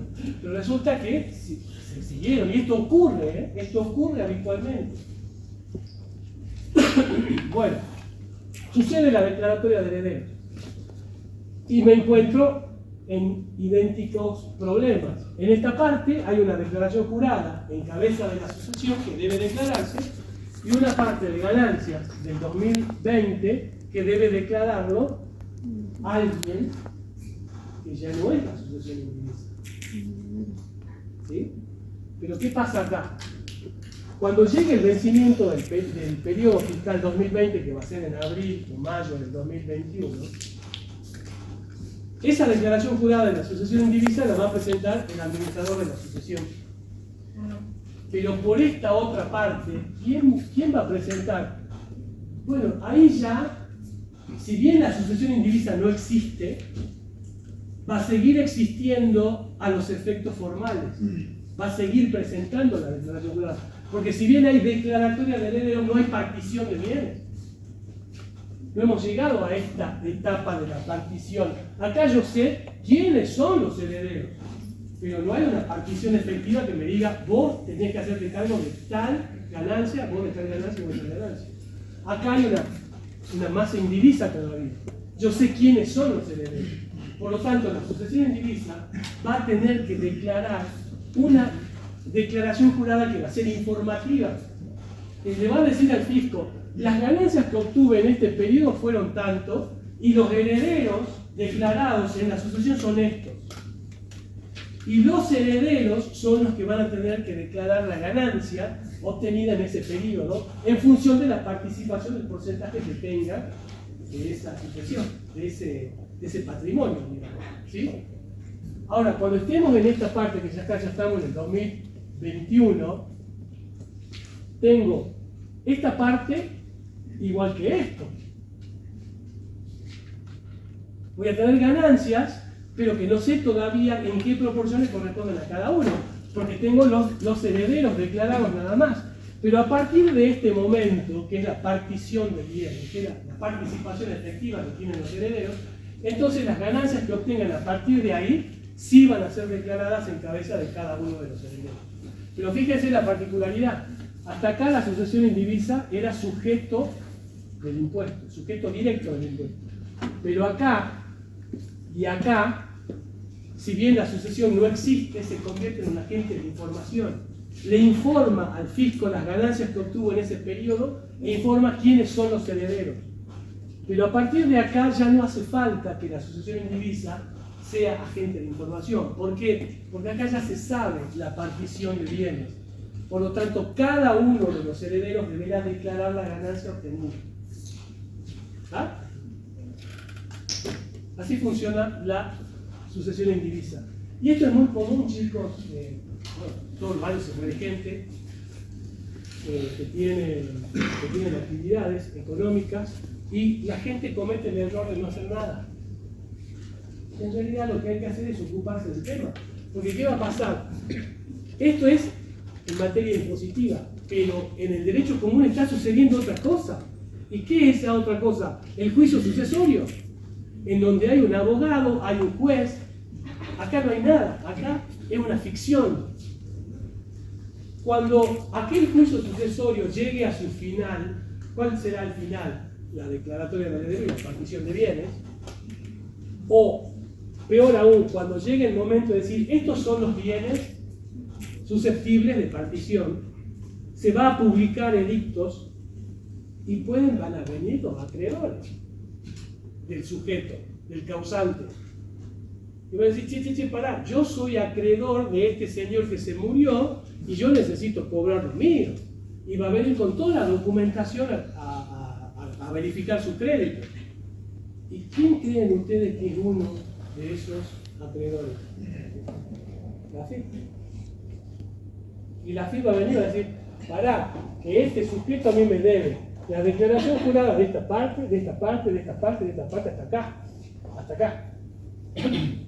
Me tienen que pagar eso. Y andar más, porque no sabes cuánto demorará el juicio sucesorio. ¡Años! Entonces más vale que hagan esto. Cosa que cuando llegue el final del juicio sucesorio ya tengan todo eso cancelado. Por eso lo tienen que hablar con los herederos. ¿Sí? ¿Está claro? Pasemos uno más. Bueno. Acá cuando hablamos de sociedad de capital, que son las del 73, inciso A, de la ley de impuesto a las ganancias, acá estamos hablando que estas sociedades son sujetos pasivos del impuesto. ¿Qué quiere decir sujetos pasivos? Los sujetos directos, a los cuales el hecho imponible les recae en su cabeza para tributar el impuesto. Que sean constituidas en el país, porque si estamos hablando de sociedades no constituidas en el país, no son sujetos del impuesto. ¿Sí? Deben ser constituidas en el país. Tributan a las tasas progresivas, ¿por qué? Ya vamos a ver después en el 73, cuando lo analicemos, que tienen una escala o un porcentaje de progresividad en la determinación del impuesto. Y pueden ser agentes de retención por las utilidades obtenidas que le paguen a sus socios. Es decir, ustedes van a ver más adelante de que por la distribución de utilidades que estas sociedades realizan, esas distribución de utilidades están alcanzadas por el impuesto y las sociedades deben actuar como agentes de retención. Entonces, si le pagan a su socio una distribución de utilidades, por esa distribución de utilidades hay un porcentaje de retención que esas sociedades deben hacer e ingresar al fisco, y están obligados a hacerlo. Por eso hablan de agentes de retención respecto de las ganancias obtenidas cuando haya distribución. ¿Y esto por qué? Porque antes hubo una reforma importante tributaria con la 27740. No, 27740, que entró en vigencia el 30 de diciembre del 2017. Hasta esa fecha, la distribución de utilidades no estaba alcanzada. No se pagaba impuesto, no, la sociedad que distribuía no retenía nada. Había un mecanismo distinto, que se llamaba el impuesto de igualación, pero no pagaba ganancia. A partir del 1 de enero del 2018, la distribución de utilidades comienza a estar alcanzada y se le va aplicando un porcentaje de retención. Ese porcentaje hoy es del 7%. Pero la ley esa decía que si vamos a distribuir utilidades que se obtuvieron con posterioridad al 1 de enero del 2018, entonces corresponde la retención. Pero si estamos distribuyendo utilidades anteriores al 1 de enero del 2018, no está alcanzado. No se paga el impuesto. Entonces, por eso hablamos de agentes de retención. Esto que te acabo de decir lo vamos a analizar más adelante cuando veamos segunda categoría y lo van a ver en clase práctica. Las sociedades irregulares o las sociedades que hablábamos recién de personas, la sociedad colectiva, la sociedad de derecho, son agentes de información, no son sujetos directos del impuesto. Son agentes de información. ¿Qué quiere decir esto?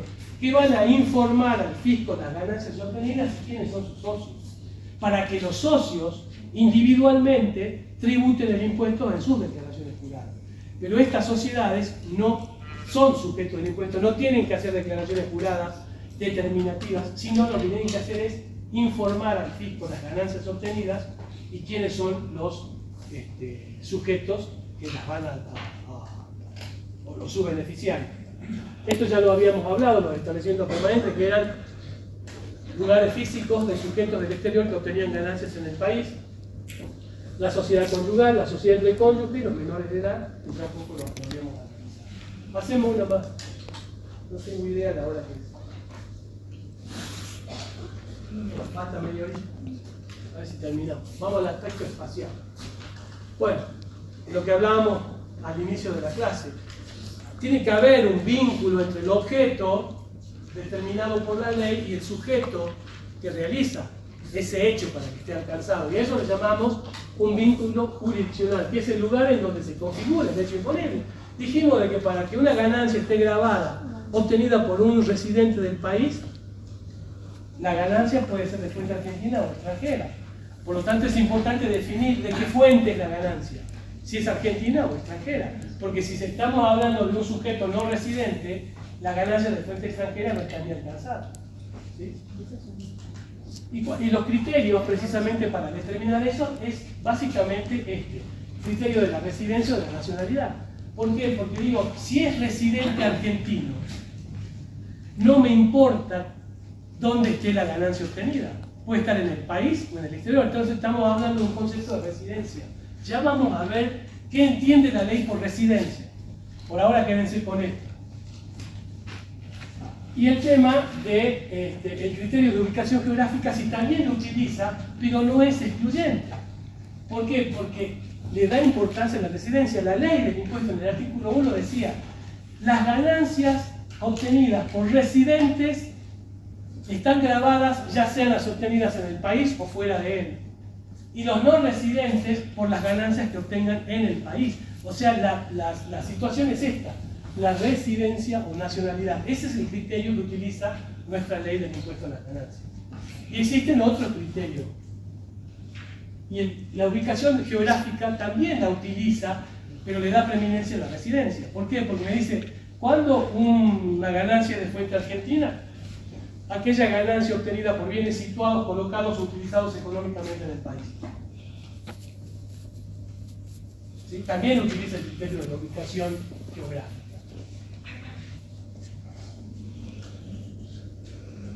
¿Ve? Y dice, la ley adopta el principio de la residencia o renta mundial establecida en el artículo 1 y 5.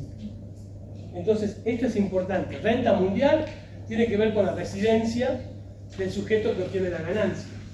Si es residente y obtiene ganancias de fuente argentina o extranjera, está alcanzado por ambas ganancias. Pero si no es residente argentino, solamente tributará por las ganancias de fuente argentina. Hacemos uno. Bueno, y acá viene el tema. Está en el artículo 116 de la ley y siguiente. Pero no es difícil, digamos, ustedes van a leer el 116 y se van a agarrar la cabeza. Pero en realidad no es tan complicado. Es la forma de redactar que tienen los legisladores, o los que hicieron el proyecto de ley, que por ahí confunden. Pero acá separan los distintos tipos de sujetos. Estamos hablando de personas humanas, sucesiones indivisas, las sociedades de capital, la del 73 inciso A de la ley, y las sociedades del 53 de la ley, que son las sociedades de personas. Estas son de capital y estas son de personas o empresas unipersonales. Entonces, cuando hablamos de personas humanas, ¿qué alternativa tengo? ¿Que sea residente o que no sea residente? ¿Y cuándo será residente? Bueno, tendré que ver. Si una persona humana es argentina, nativa o naturalizada, entonces atendemos a que no haya perdido la condición de residente. Si es una persona de nacionalidad argentina y no haya perdido esa nacionalidad, para la ley es residente del país, es residente argentino. ¿Se entiende? Ahora, pero que haya perdido la condición de residente, entonces no es residente, porque ya tiene la nacionalidad en otro país. Por lo tanto, no es residente. Y si se trata de un sujeto extranjero, no es del país, no quiere decir que no sea residente. ¿Por qué? Porque me dice, si ese sujeto que nació en el exterior obtuvo la residencia argentina de manera permanente, entonces para la ley es un residente del país. Aunque no viva acá. ¿Sí? Y si que sin haber obtenido la residencia permanente, pero siempre que haya permanecido con autorizaciones temporarias durante 12 meses, será igualmente considerado residente del país. Fíjense el criterio de la ley, trata de agarrar todo, de grabar todo. Entonces dice, el extranjero que obtiene la residencia permanente es residente del país. Ahora, si no tuvo la residencia permanente, pero ha permanecido 12 meses en el país, es residente del país. Por lo tanto, ese sujeto, por las ganancias que obtenga en el extranjero y en Argentina, están grabadas todas. Y cuando hablamos de sucesiones indivisas, que a la fecha del fallecimiento del causante haya tenido la residencia argentina. Entonces esa sucesión indivisa va a ser residente argentino. Si no lo era, va a tener... Profe, ¿y si se puede tener doble nacionalidad o no? Sí. Igual sigue siendo residente del Lo país. mismo. Lo que pasa es que la nacionalidad no es lo mismo que la residencia. La nacionalidad es lo que acredita a vos de qué país sos originario, pero la residencia no. Vos podés ser italiano y tener residencia argentina, no necesariamente tener nacionalidad argentina. ¿Sí? Y el tema de las sociedades de capital, que están reguladas en el 73 inciso A de la ley de ganancias, estamos hablando de la sociedad anónima, unipersonales, en comandita por acciones, comanditas simplificadas, las AS, comanditas simple, las asociaciones, fundaciones cooperativas, las sociedades de economía mixta, las sociedades del Estado, los fideicomisos y fondos comunes de inversión, van a ser considerados residentes en donde fueron constituidas. Si fueron constituidas en el país, son residentes del país. Si fueron constituidas en el exterior, no son residentes del país. Y para las sociedades, estas otras que no son de capital, son las sociedades de personas, también serán residentes las que se hayan constituido en el país. Si se han constituido en el extranjero, serán no residentes. Básicamente esto es lo que dice el 116. Nada más que hay que leerlo con cuidado y despacio para poder interpretar. Ustedes cuando vayan a estudiar, tengan ese cuadrito al lado de la ley, mientras van leyendo se van fijando en el cuadrito. ¿Sí?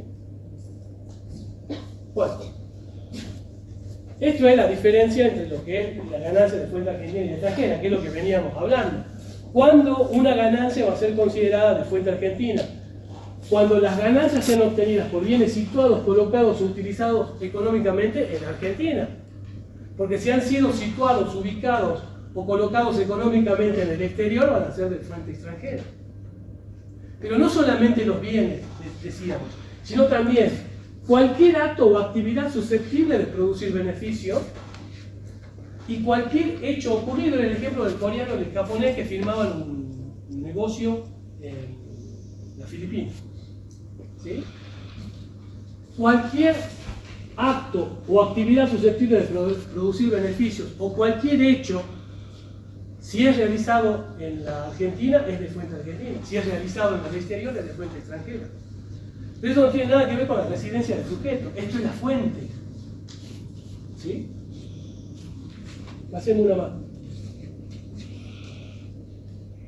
Bueno, acá es un tema. Porque yo les decía hace rato, hablábamos de la ganancia habitual. Hace rato, cuando empezamos la clase. La ley, como objeto, si bien dice ganancias, entiende que las ganancias deben ser habituales. Pero la habitualidad la va a determinar en función de dos aspectos, llamemos así. Analizando lo que son las ganancias obtenidas por personas humanas o sucesiones indivisas y las ganancias obtenidas por los sujetos empresas. Cuando hablamos de personas humanas, para que la ganancia sea habitual y por lo tanto esté alcanzada por el impuesto, debe requerir de estas tres condiciones. Indefectiblemente se deben cumplir las tres, que es periodicidad, permanencia y habilitación. Me va siguiendo hasta ahí, ya vamos a ver qué es cada uno. Pero el principio es, para que una ganancia de fuente argentina o extranjera, obtenida por una persona humana o sucesión indivisa, debe reunir estas tres condiciones para ser considerada habitual: permanencia, periodicidad y habilitación. En cambio, cuando hablamos de sujetos empresas, no requiere de ese condicionamiento. No necesitamos demostrar ni la periodicidad, ni la permanencia, ni la habilitación. ¿Por qué? Porque la ley entiende que todas las ganancias obtenidas por los sujetos empresas son habituales. Todas. No importa si es periódica o no, si es eventual o no. Todas las ganancias son habituales. Todas las ganancias. A esta parte, digamos, de las personas humanas, hablamos del criterio de la teoría de la fuente, el criterio de la fuente para la determinación de la ganancia. En cambio, cuando hablamos de sujetos de empresas, hablamos de la teoría del balance. Entonces, cuando hablamos de personas humanas, para considerar una ganancia habitual y por lo tanto estar alcanzada, necesitamos que exista periodicidad, permanencia y habilitación. ¿Y qué vamos a entender por periodicidad? Bueno, que la ganancia periódicamente se vaya obteniendo, se obtenga esa periodicidad. ¿Sí? Ahora, esa periodicidad no solamente debe ser real, sino que también puede ser potencial. Y el ejemplo típico era del de un abogado que era socio de una sociedad y que él percibía por su trabajo en la sociedad honorarios. Entonces él asesoraba a la sociedad y percibía honorarios. ¿Sí? Pero resulta que en un momento determinado la sociedad le pide a él, como abogado que es, que lo asesore en una sindicatura que tenía en la sociedad. Y él dice, sí, bueno, cómo no. Y él dice, pero por esta ganancia yo no voy a pagar esto. ¿Por qué? Porque no cumple la teoría de la fuente. No hay periodicidad, ni permanencia, ni habilitación. Si no es la única vez que hice esto. Entonces no pagó. ¿Qué hizo el fisco? Me metió una inspección y los agentes fiscales dijeron, no señor, usted esto tiene que pagar impuestos. No, pero si no es permanente, yo esto una sola vez la hice y no hice nunca más. No, porque la periodicidad no solamente debe ser real, es decir, que siempre lo esté haciendo, como el ejercicio de cualquier otro profesional que permanentemente está ejerciendo la profesión y obteniendo recursos por eso, sino que porque su título habilitante de contador en cualquier momento de su vida le va a permitir realizar esta tarea. Por lo tanto, esa periodicidad es potencial. Por lo tanto, la habilitación de la fuente como consecuencia de la periodicidad está alcanzada por el impuesto, porque además hay una permanencia de eso. Una permanencia, ¿por qué? Porque va a generar con ese trabajo nuevas ganancias, va a permitirle generar nuevos ingresos.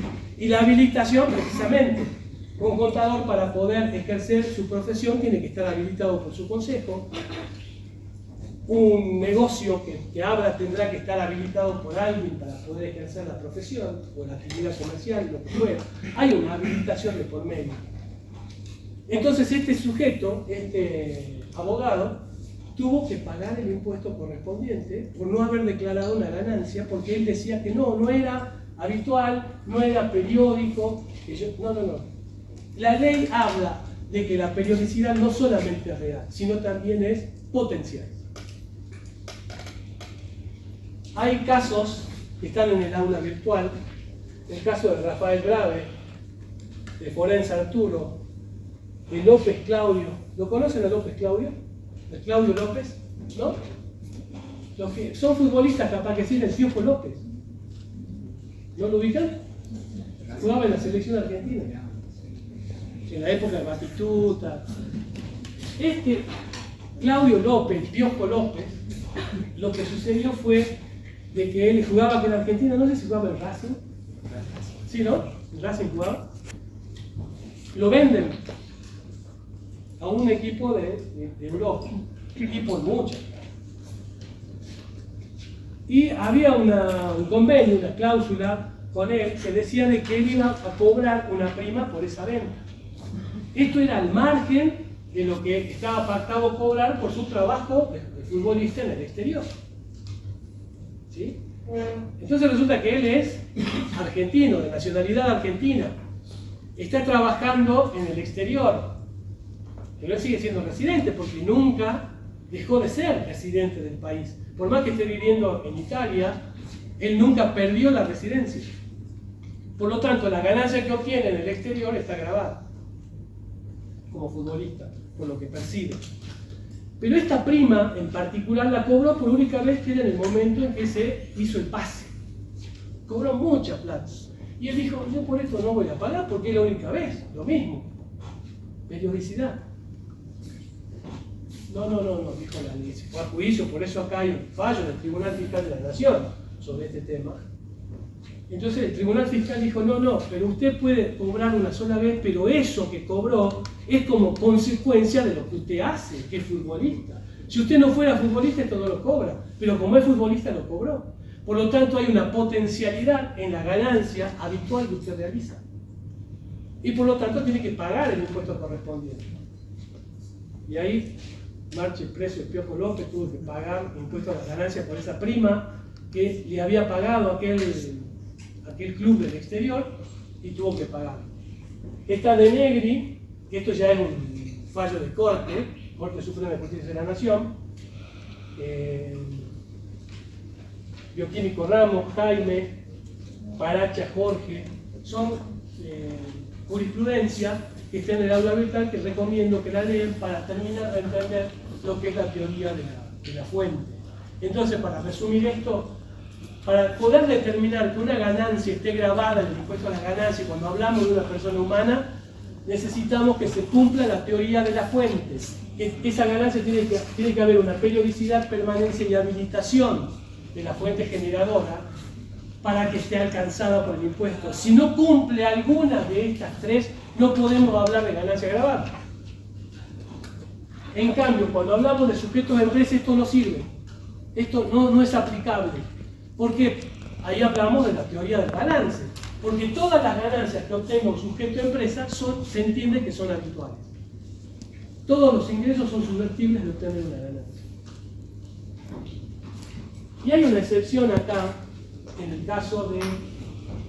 Yo les decía de que las categorías de ganancias, una de ellas era la cuarta, que tenía que ver con el trabajo personal, ya sea ejercido en relación de dependencia o no. Por ejemplo, un profesional. Las ganancias que obtenga un profesional, por ejemplo, un médico, un contador, un licenciado en administración de empresa, es ganancia grabada y encuadrada en la renta de la cuarta categoría. Pero supongamos el caso. Vienen médicos, se juntan y atienden a pacientes en consultorios. Se juntan ellos, es como si armarían una sociedad de hecho, ¿sí? Y comparten los gastos, o sea, comparten los ingresos, o sea, al final del día o del mes o lo que fuera, se distribuyen ellos las ganancias que obtuvieron. Es habitual.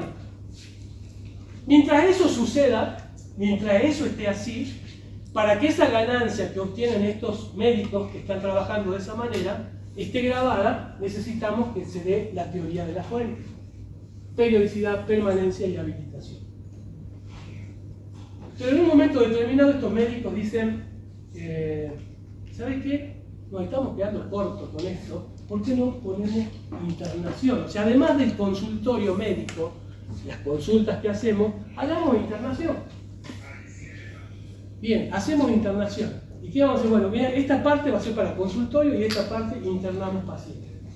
¿Listo? Pero vos para internar pacientes, ¿qué tenés que hacer? Tenés que brindarle todo un servicio de alojamiento, de comida, de limpieza.